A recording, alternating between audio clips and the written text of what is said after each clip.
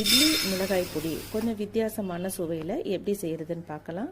1 cup உளுத்தம்பருப்பு பொன்னிறமாக வறுத்துக்கணும், 1 கப் கடலைப்பருப்பு பொன்னிறமாக வறுத்துக்கணும், 2 கப் பச்சை வேர்க்கடலை எடுத்து அதையும் நல்லா பொன்னிறமாக வறுத்துக்கணும்.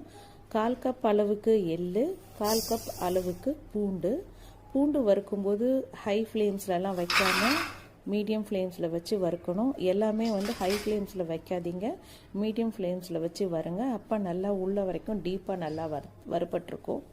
மிளகாய் வத்தல் நமக்கு தேவையான அளவு போட்டுக்கலாம். நான் 1 கைப்பிடி அளவு போட்டிருக்கேன். கருவேப்பிலை, பெருங்காயம், உருட்டி வச்ச பெருங்காயத்தை இந்த மாதிரி நல்லா வறுத்து எடுத்துக்கலாம். தேவையான அளவு உப்பு போட்டு மிக்சி ஜாரில் போட்டு நல்லா பொடிச்சு வச்சுக்கலாம். இதில் நம்ம வேர்க்கடலை சேர்த்துருக்கிறதுனால சின்ன பசங்க கூட ரொம்ப விரும்பி சாப்பிடுவாங்க. ஒரு 4 வயசு 5 வயசு பசங்கள்லேருந்து கொடுக்கலாம். நம்ம வேர்க்கடலை வித்தியாசமான சுவையை கொடுக்கும். அரைச்சி வச்சதை ஒரு கண்டெய்னரில் போட்டு யூஸ் பண்ணிக்கலாம். 2-3 மாதம் வரைக்கும் கெட்டு போகாது.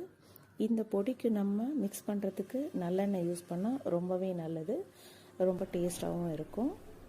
சேனலை சப்ஸ்கிரைப் பண்ணுங்கள், ஷேர் பண்ணுங்கள், லைக் பண்ணுங்கள். Thank you so much.